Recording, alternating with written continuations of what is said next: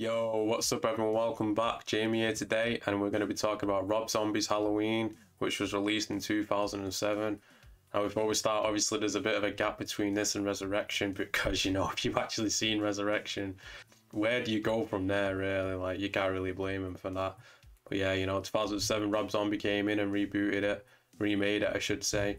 Now, overall, I've got to be honest, I prefer number 2 to number 1 because this is like more of a, apart from the first half an hour, it's basically just a remake of the first film. But in the second one, he was allowed to, take the reins and do whatever he wanted. So I actually do enjoy Halloween 2, but this one, let's just get into it. We'll start off with the story. Like I said, it's like a remake, but the first half an hour isn't. So we start off with Michael as a kid, which is a big no-no straight away. We find out that he's, he comes from an abusive family, which is poor income. He's got his abusive stepdad. His mum's a stripper. And he gets bullied at school. So, there's your backstory for Michael. No more curse anymore. It's just he gets bullied because, no one's been bullied before. Like I said, he gets bullied at school, and the first kill we see, he kills the bully inside the forest, and then eventually kills his sister. And then he goes to Smith's Grove, and he spends we see it's got to be at least 10-20 minutes. We see scenes with him and Loomis. I do like these scenes, to be fair. It does give a little character development to them both, but at this point, Michael stops talking eventually after he kills a nurse, but it's just, you don't need to show Michael as a kid, man. It's just a stupid explanation, in my opinion. It's like, how many people get bullied at school? That means there's going to have loads of Michaels running about. It just ruins the mystique of the character for me as well. But the first 40 minutes or so, Michael as a kid, eventually we get to the events of the original, so for the most part after this, it's just the same as the original. Obviously, different actors and, shot differently, I guess. But it's the same story, really. We got Laurie, obviously, babysitting. And Michael comes back and starts stalking her and her friends, basically. Nothing really changes that much, but the ending is different. There's a few different kills as well, obviously, which we'll get into soon. But the ending's the main difference, really. Laurie actually shoots Michael inside the face with a gun. Obviously, in the original, Loomis shoots Michael off the balcony, he falls off, and then he looks back down and Michael's gone.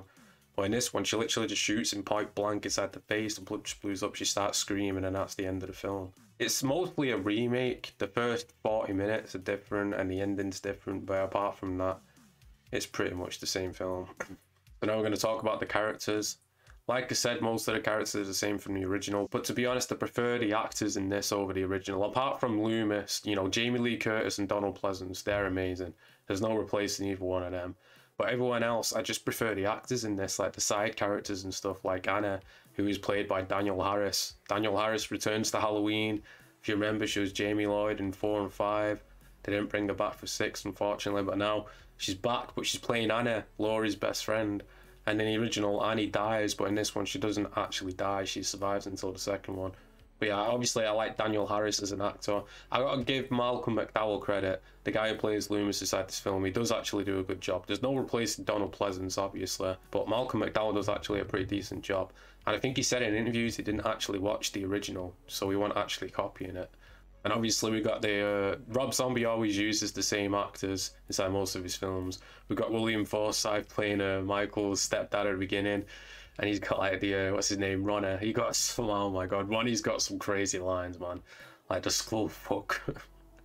Like the skull fuck line and stuff like that. He's not in it a lot. And obviously with the sheriff in Devil's Rejects, but he's a really good actor.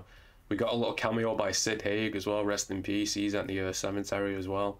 How can I forget? Ken Foray playing Joe Grizzly, bitch. Another short scene, but amazing.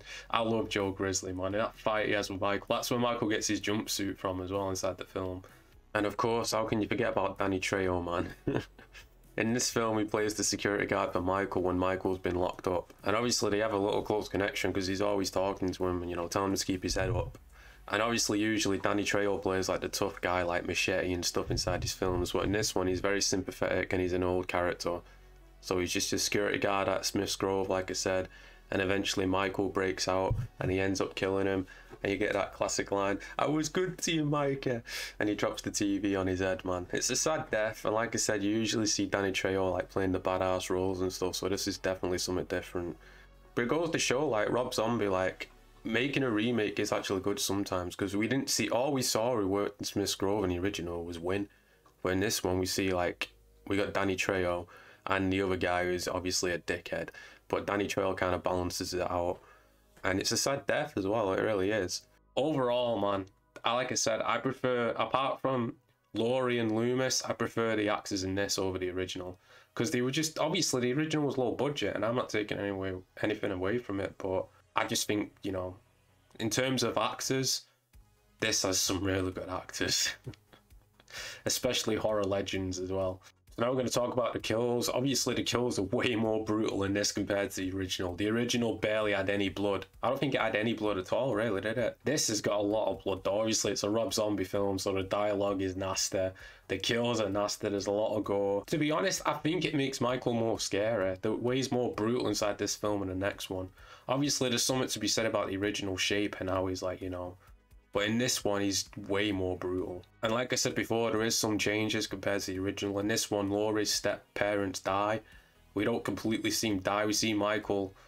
Well, we guess we do. He, like, fucking slashes the dad inside the throat and then pushes him through the door. And he just comes in and the mum's like that and just drops him to the floor. And eventually we see the aftermath and it's just blood everywhere. So there is a few changes and the kills are really graphic inside this film, no doubt. So...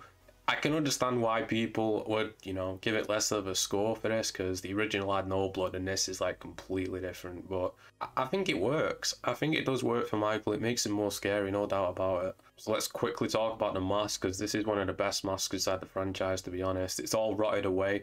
Obviously Halloween 2018 sort of did this as well. Rob Zombie, to give him credit, he was the first person to do this. And which is fair, because if you're remaking a film, you shouldn't just remake it completely. You should change some stuff. So obviously he changed the mask. He changed the story, backstory, which I don't agree with, obviously. But the mask looks amazing. It's all like rotted and worn down. It's been underneath his floorboard since he's been escaped from Smith's Grove. So, you know, he goes back and finds it. And it does look good. And Tyler Mane, the guy who plays Michael Myers in this, holy shit, he's like nearly 7 foot. I think he used to be a wrestler as well. He's a really good Michael, no doubt. Like I said before, Michael's way more brutal inside this film. And that's part and due to Tyler Mane, because Tyler Mane does an amazing job. He's a fucking unit inside this film, man. I'm going to quickly talk about the soundtrack as well, because obviously apart from, you know, the Halloween theme, which is barely inside the second film, it's in this a little bit, Rob Zombie does have a good soundtrack for this film. We got Rush in there, we got Love Hurts, the song, we got Kiss, we got Misfits as well.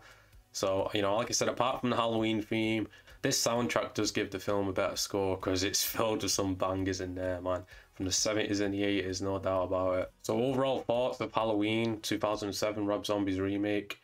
I think it's a decent attempt. Like I said, I wouldn't have the old backstory of Michael as a kid. I think it just ruins the mystique of the character, to be honest.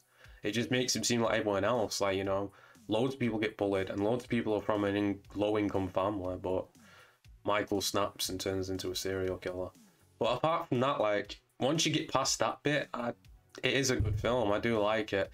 Obviously, you know, I wish Rob Zombie had more creative control and he wanted to do, you know, he got to do what he wanted to do, like we see in Halloween 2. Because he's kind of restrained in this one. Obviously, it's a remake. He can't go too far. But he does change quite a bit, which is good. Like I said, the mask is really good. He's way more brutal inside this film as well. The kills are pretty cool. But the actors, oh my god. I think the actors are probably the best part of this film for me, man. Like I said, Rob Zombie uses a lot of the same actors, and some people complain. I think his wife's good in this as well. Sherry Moon Zombie does a good job playing Michael's mom. Obviously, she's the best in Devil's Rejects' baby, but I think she does a good job here as well. And, you know, like I said, all the cast of Rob Zombie's films are usually amazing. Especially like that he brought Danielle Harris back as well. Because, you know, she did kind of get screwed over with Halloween 6. So, my score of this film, I'm going to give Halloween 2007 a 6.5 out of 10. Like I said, for a remake, it's not the worst, but it's not the best either. And I do actually prefer Halloween 2, which we'll review next week, spoilers. But let me know your thoughts and opinions about Halloween 2007 inside the comments down below. Make sure you like and subscribe. Like I said, next week we'll be reviewing Halloween 2, which is way different and original. And after that, all we got left is Halloween 2018, and then before you know it, Halloween Kills will be here. So yeah, make sure you like and subscribe. Like I said, I appreciate it. Until next week, peace out in a bit.